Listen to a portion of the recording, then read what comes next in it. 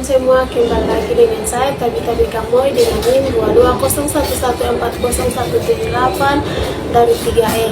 Baik, di sini saya mau menjelaskan sedikit materi lagi dengan judul karakteristik problematika multikultural di Indonesia dan implementasinya terhadap pengembangan pendidikan multikultural. Yaitu yang pertama kita masuk pada pengertian.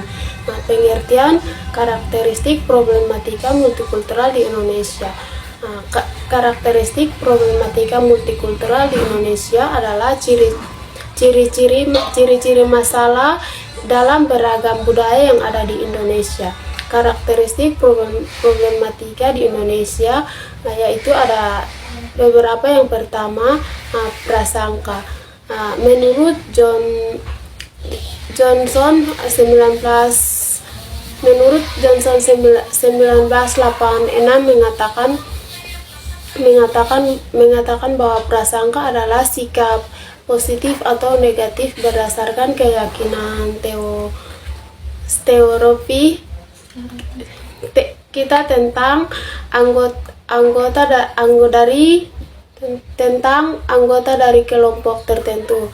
Dan yang kedua yaitu menurut John 1981 mengatakan bahwa prasangka adalah sikap antipati yang berdasarkan pada cara menganalisasi yang salah dan tidak fleksibel. Jadi prasangka merupakan salah satu rintangan atau hambatan bagi kegiatan komunikasi karena orang yang berprasangka sudah bersikap curiga dan menantang. Nah, prasangka didasarkan pada atas sebab-sebab seperti yang pertama kesadaran yaitu kesadaran akan ras mereka sebagai kelompok lain yang berbeda, latar belakang budayanya, komunikator yang melancarkan komunikasi dalam prasangka, emosi dan memaksa kita untuk menarik kesimpulan atas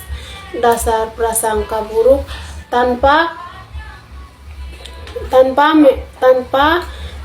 memakai pikiran dan pandangan kita terhadap fakta yang nyata. Dan yang berikut yaitu rasisme. Untuk mengemukakan gagasan tentang perbedaan manusia berdasarkan teori atau karakteristik warna kulit dan bentuk wajah, ras dan sebagai konsep secara ilmiah digunakan sebagai penggolongan manusia. Yang berikut yaitu diskriminasi. Diskriminasi adalah perilaku yang dihasilkan oleh teori atau prasangka lalu ditunjukkan dalam tindakan yang terbuka atau rencana tertutup untuk menyingkirkan, menjauhi atau membuka jarak baik bersifat fisik maupun sosial dengan kelompok.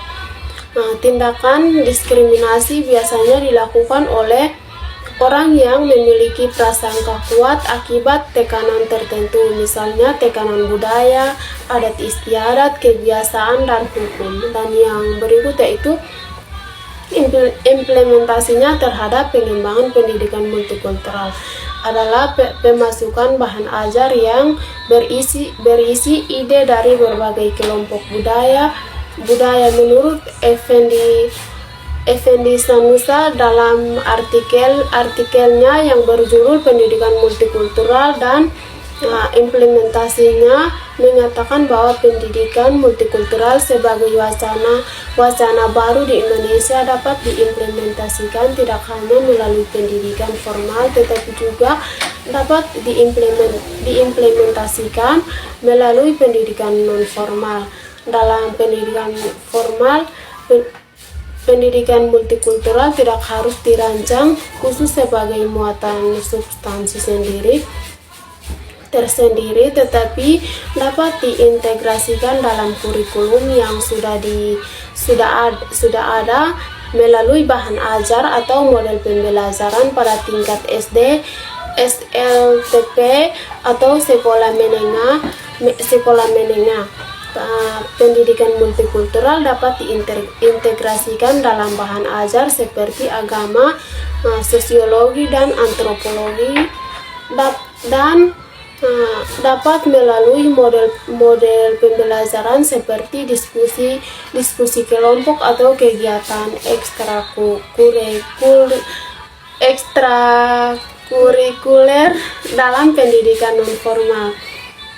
Pendidikan multikultural dapat disosialisasikan melalui pelatihan-pelatihan dengan model pembelajaran yang responsif, multikultural dengan mengedepankan penghormatan terhadap perbedaan baik ras, suku maupun agama antar anggota masyarakat. Dalam implementasinya, paradigma pendidikan multikultural dituntut untuk berpegang pada prinsip-prinsip, yaitu prinsip yang pertama, pendidikan multikultural harus menawarkan beragam kurikulum yang merepresentasikan pandangan atau perspektif banyak orang, dan yang kedua itu pendidikan multikultural harus didasarkan pada asumsi bahwa tidak ada penafsiran tunggal terhadap kebenaran sejarah, dan yang ketiga itu kurikulum dicapai sesuai dengan penekanan analisis komparatif dengan sudut pandang budaya yang berbeda-beda, dan yang keempat yaitu pendidikan multikultural harus mendukung prinsip-prinsip pokok dalam pemberantasan pandangan klis dan tentang ras, budaya, dan agama. Sekian dari saya, terima kasih.